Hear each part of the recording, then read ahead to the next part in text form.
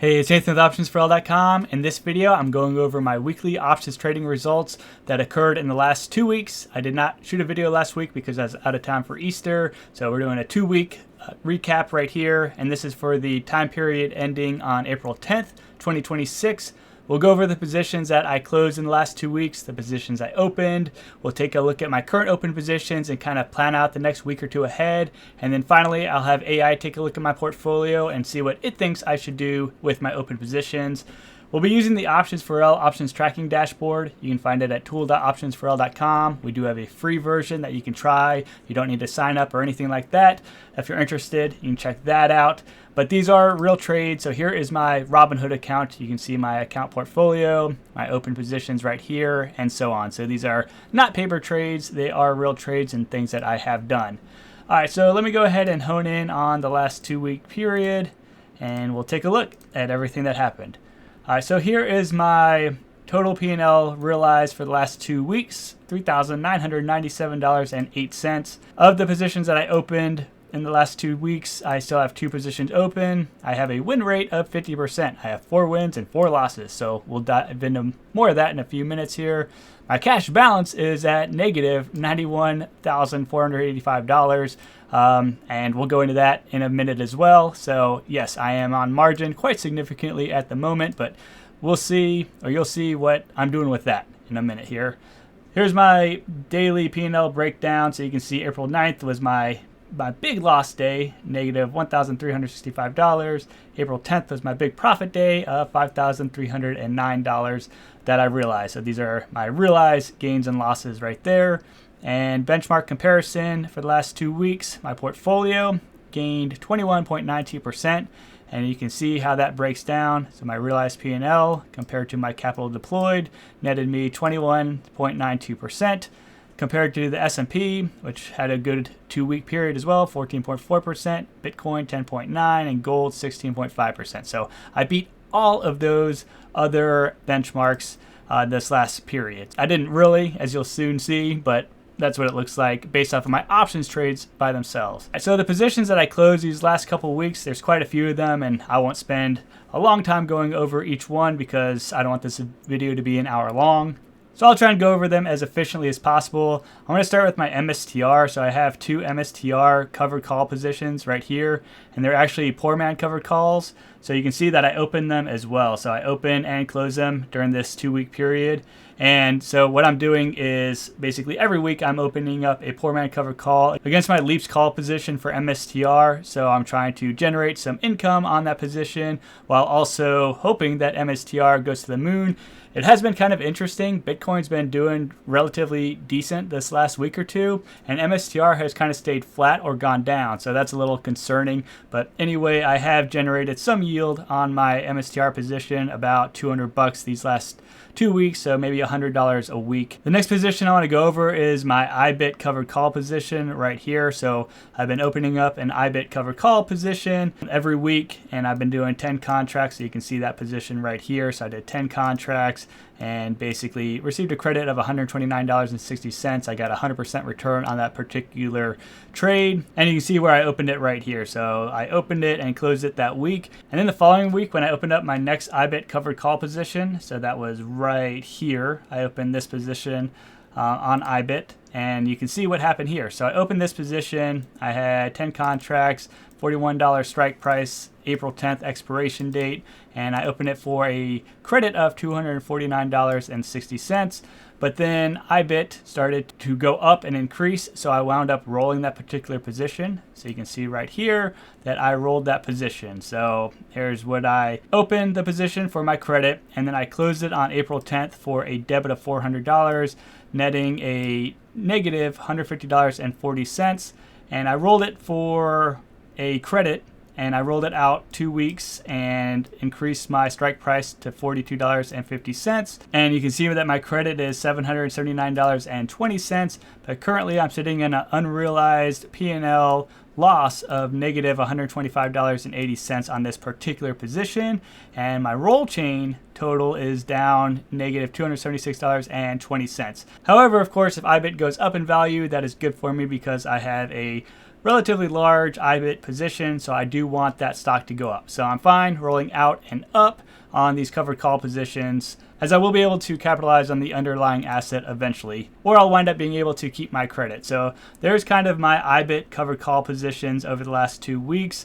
I have two other IBIT positions, this long put and cash secured put, that I'm going to go over in just a second here because they're a little bit more involved. Instead, I want to talk about my SPY position. So you can see that I opened up a covered call on SPY back on the 31st of March right here, and I wound up rolling this position. So we'll take a look at what happened here. So I opened this position on March 31st with expiration date of April 2nd, total credit of $128.96, and I took a loss of $290.88 because I rolled it out.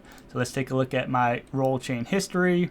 So here's my initial position. There's my credit. I closed it for a loss, realized P&L of a negative $161.12. So I rolled it from April 2nd to April 10th. I also increased the strike price from 652 to 663, and SPY kept going up and up.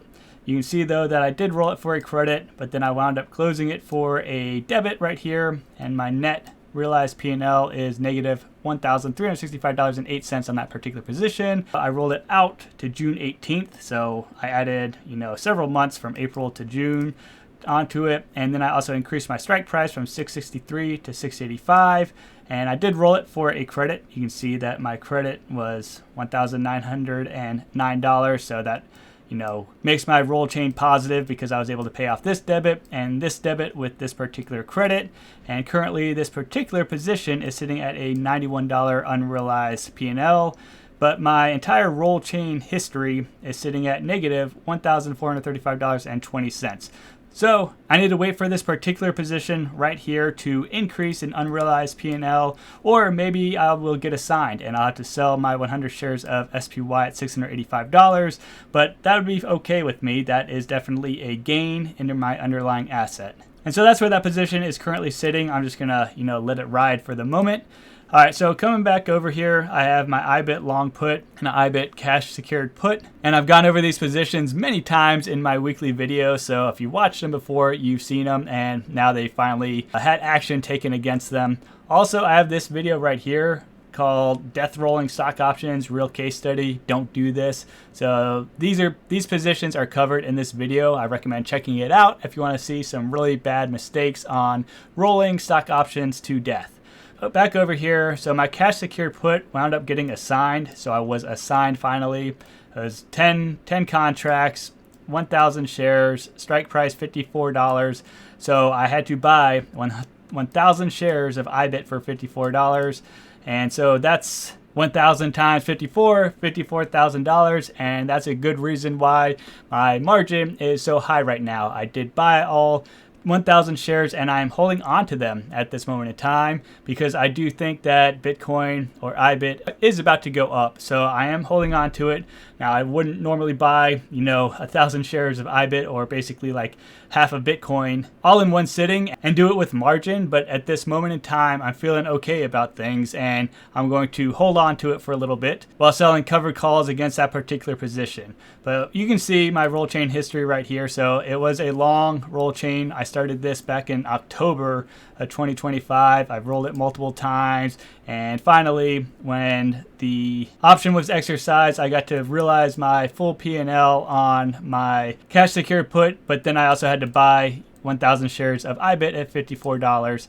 So if I come over to my analysis tab and I look at my assignments and exercise positions, we can take a look at this particular one right here. So this is where I was assigned a put, and you can see I've been assigned multiple times on IBIT. These were two other rolls that ended quite badly. You can see my combined loss on those rolls, about $26,000, and then this was my third death roll that I had going on, and right now I'm still holding on to those 1,000 shares, and I have received a credit so far of $3,085.82, as I haven't actually realized any loss from selling this particular share. So more to come on that. We'll see what happens. Right now, my plan is to hold those shares until IBIT hits $54, and I can break even after a long period of time and stress and everything else. So that's my current plan for that position. So let me head over to my open positions real quick and we'll take a look at my current positions.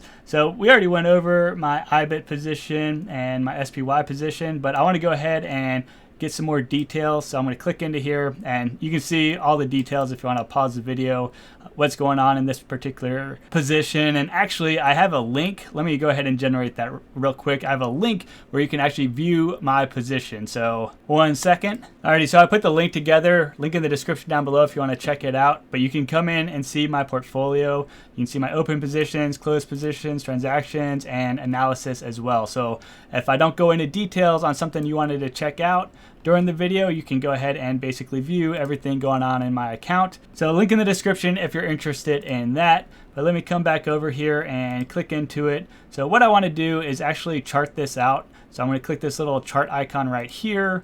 And what this does is it brings me over to chart.optionsforall.com, and you can go to this site as well. It's completely free. You don't need to sign up or log in or anything like that. But what you do is you select your target date. So in this case, it pre-filled in April 24th, 2026, because that's when the option expires. So that's our date. And then you enter your stock ticker symbol. So it pre-filled it in for me at IBIT. But you could also fill in like BTC-USD for Bitcoin or ETH-USD for Ethereum and so on. So if you want to do cryptos, you can do cryptos as well.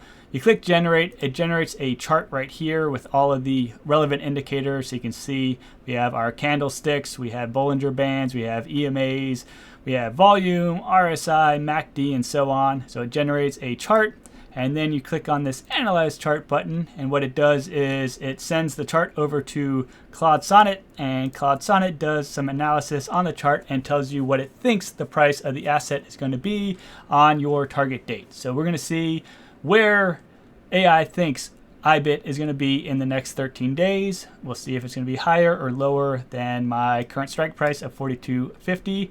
Now, while the AI is doing its analysis, I'm going to go ahead and click this button. And this brings me over to Options Strat. And if you haven't been here before, I recommend checking it out. They have a lot of really nice, good information, charts, and stuff like that. Like you can come in here and see all the different strategies and get ideas of how to run them. But what I like about this chart right here is it breaks down by day and then by price and then where your current position is. So you can kind of gauge like if IBIT stays around $41.50 and stays relatively flat, you know, I'll start getting profitable by the 13th at 4:15 p.m. and so on. So you can see like when you might realize your maximum profit.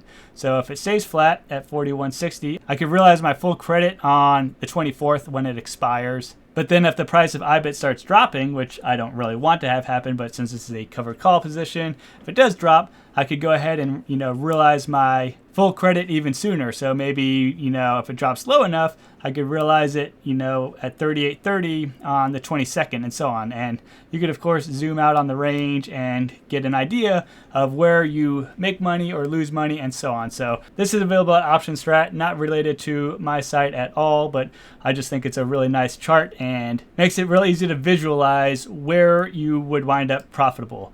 All right, let's come back over here. And so what the AI thinks IBIT is going to do in the next 13 days is go up 4.04%. So from 41.57 to 43.25. So that would break my covered call position because I have a $42.50 strike price. But again, I do want IBIT to go up in value because I have a relatively large position, so I wouldn't be mad. And really, I'd probably roll this out and up again, you know, try and squeeze even more money out of the strike price. And if I get a sign and I have to sell my shares, you know, for $46 or something like that, well, I would take that at this point in time. So that's my IBIT position. I'm going to go ahead and run a chart on my SPY position as well. Let's go ahead and run that analysis real quick. And so the AI thinks that SPY is going to go up 5.23% in the next 68 days from 679 to 715. So it is a bullish outlook. And I didn't mention this earlier, but it gives us a full breakdown on why it thinks it's going to do, or why it gives us that prediction. So it goes through all the technical indicators,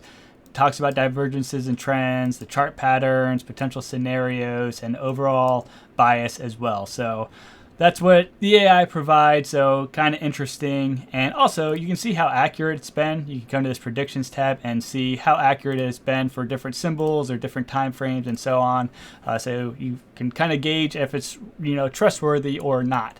So anyway, there's that. And of course, if SPY goes to 715, my strike price is 685. So I would get my shares called away, but maybe I roll out and up again and, just keep going until eventually they do get called away, because I'm sure I would run out of steam eventually.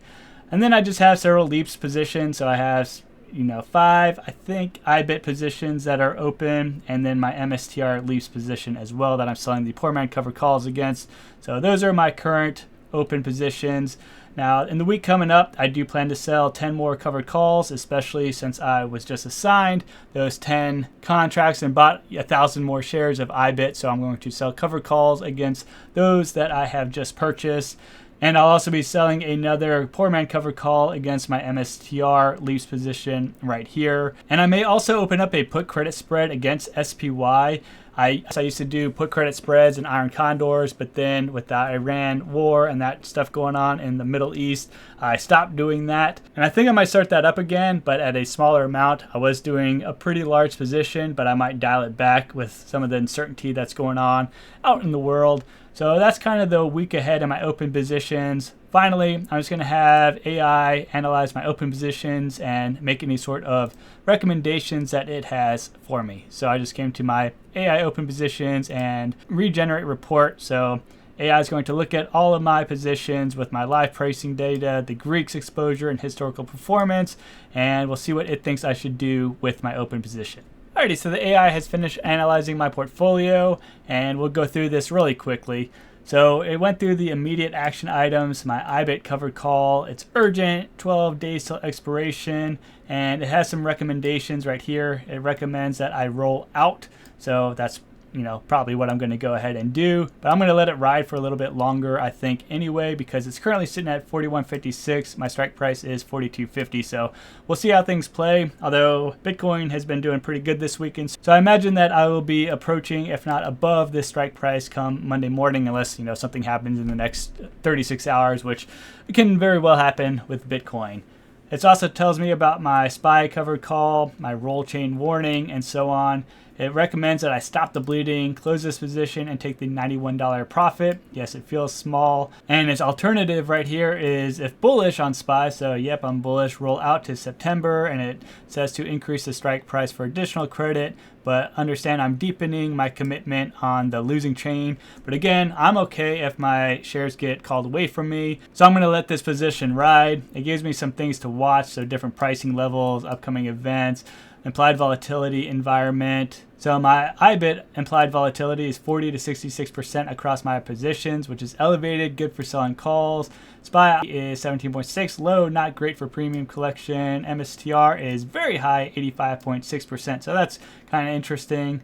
Position by position recommendations, long-term positions, and it recommends that I hold on to a lot of my leaps positions, saying hold, watch, consider exiting, and so on. So that's interesting recommendations. I'm going to go ahead and read more into it off camera, but what I like about AI and it evaluating my portfolio is it takes a look at everything and things that I might have missed. And also, if I had listened to AI several months ago, I would have not wound up in the position where I had to make a video that I said, don't do this. So if I just listened to AI, I would not have wound up in such a tricky position that I was in. Now, there's also Theta decay analysis and priority action list this week and strategic considerations and final thoughts and so on. So it goes through all those details. I'm not going to cover it in this video, but I'm going to look at it on my own. And again, if you're interested in checking out my portfolio, link in the description down below. You can come in here and click through all my positions and transactions and analysis and so on. And if you're interested in checking out the Options for All options tracking dashboard, you just go to tool.optionsforall.com or link in the description down below. We have one that is completely free. You don't have to log in. You just upload your transaction logs and it gives you a breakdown of your entire portfolio. And that's it for this video. Hopefully you found it interesting and I hope you have a great week ahead.